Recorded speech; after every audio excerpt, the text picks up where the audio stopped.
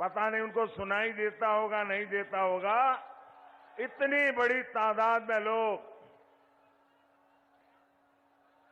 आज यहां दूसरे जिलों से भी एक तो यहां मौजूद है, बाकी लोग वर्चुअली और जिलों में भी इस कार्यक्रम में जुड़े हैं। मैं उन सबको भी यहां से प्रणाम करता हूं। आप जो इतनी बड़ी संख्या में हम सबको भारतीय जनता पार्टी को आशीर्वाद देने आए हैं, उससे साफ है कि यूपी चुनाव में इस बार भी जीत का चौका लगने वाला है, चौका।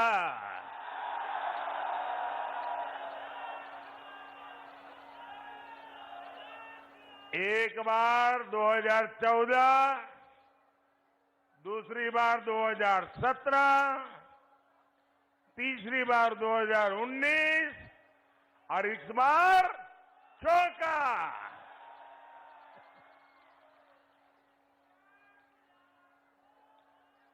यूपी के लोग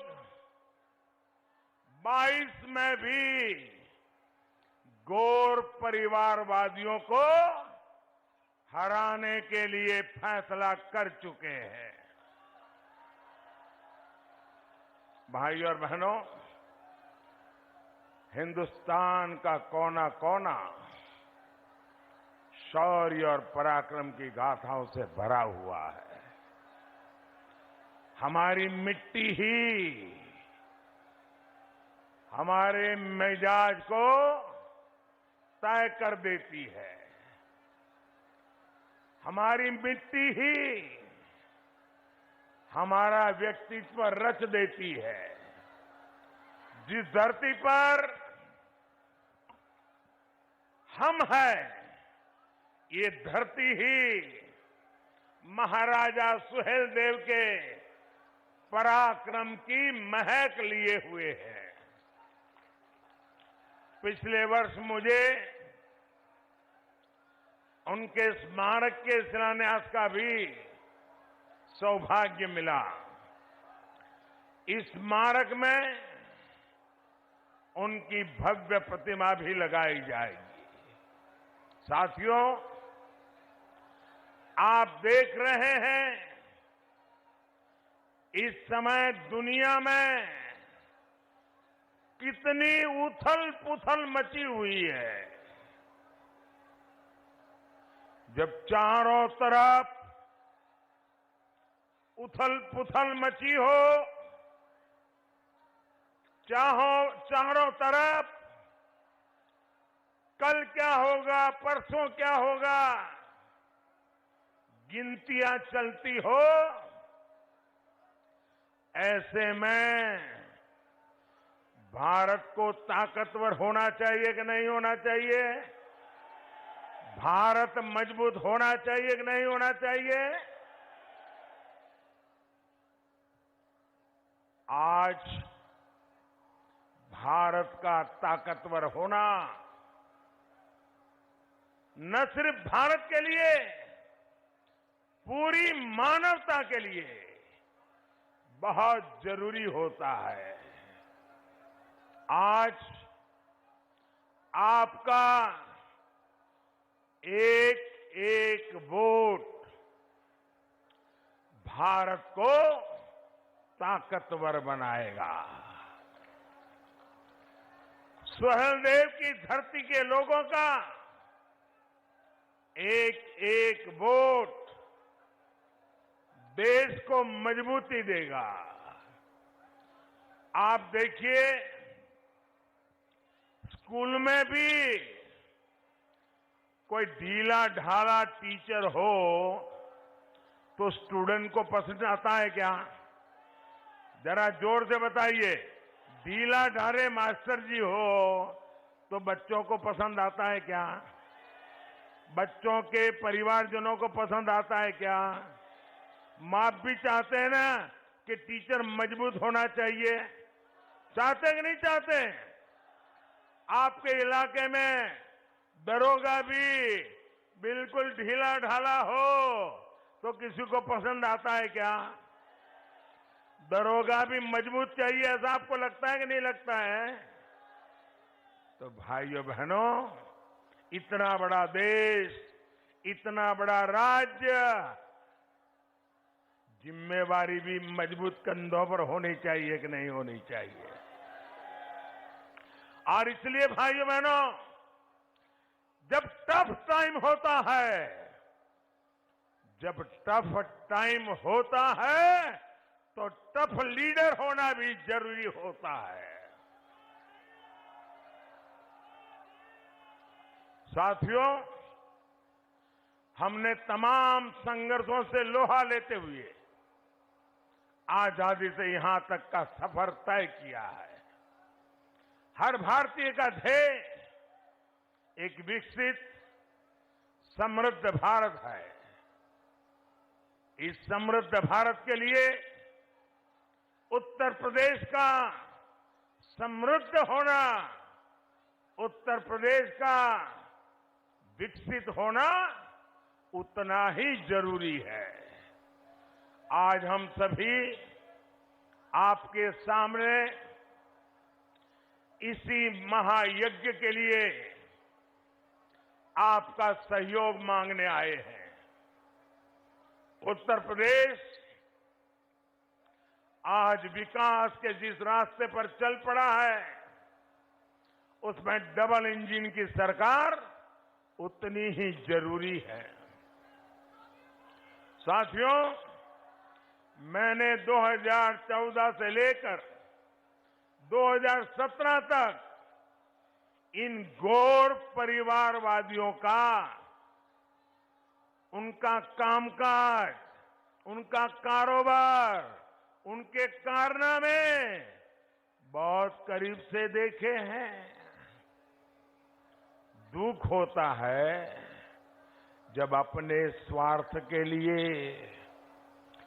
गौर परिवारवादियों की सरकारें जनता के हित को ही स्वाहा कर देती है।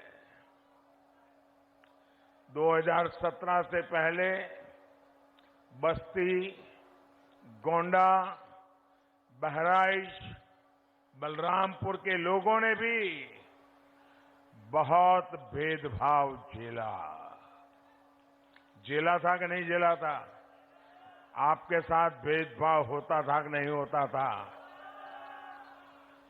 अब योगी जी की सरकार पिछले 5 सालों से हर वो प्रयास कर रही है जो आपके जीवन में सहूलियत ला सके, जो गरीब को सम्मान दे सके।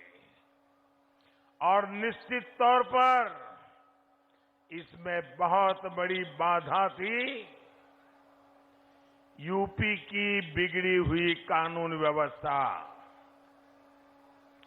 बीते 5 साल में भाजपा सरकार यहां की कानून व्यवस्था को पटरी पर ले आई है।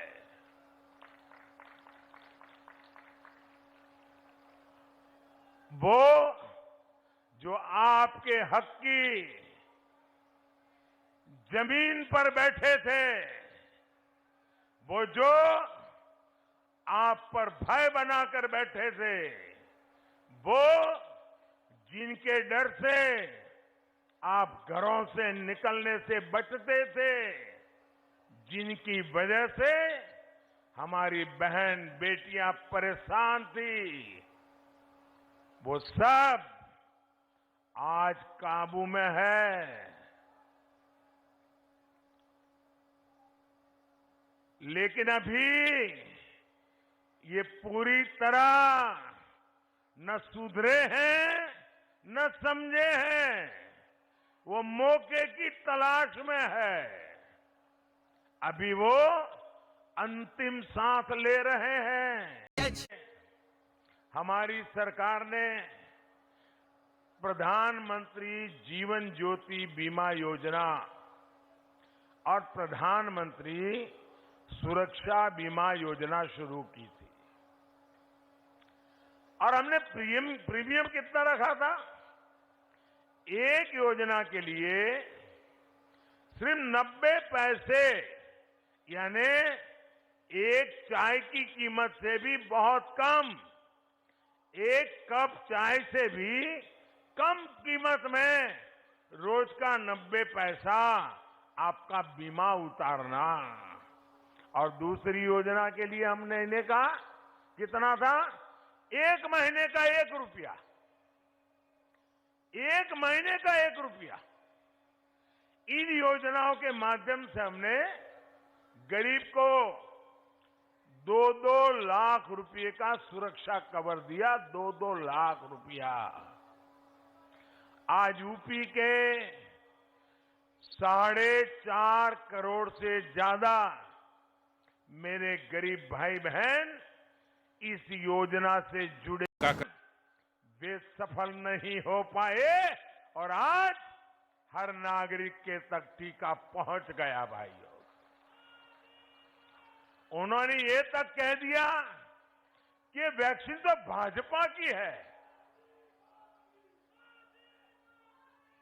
इन लोगों ने आप लोगों को उकसाया, ये तो भाजपा की वैक्सीन है, ये भाजपा के रंग वाली वैक्सीन है, ये भाजपा के कमल वाली वैक्सीन है, इसलिए वैक्सीन मत लगाओ। आपने उनकी एक भी बात नहीं सुनी। जैसे वैक्सीन में उनकी बातें नहीं सुनी है, चुनाव में भी मत सुनना। आपने हमारी बात मानी और टीका लगवाया। मैं आपका हृदय से धन्यवाद करता हूं भाइयों बहनों। और अच्छा पहुंचता है तो ये 85 पैसे किसके जेब में जाते थे भाई? ये कौन मार लेता था? ये कौन मार लेता था पैसे?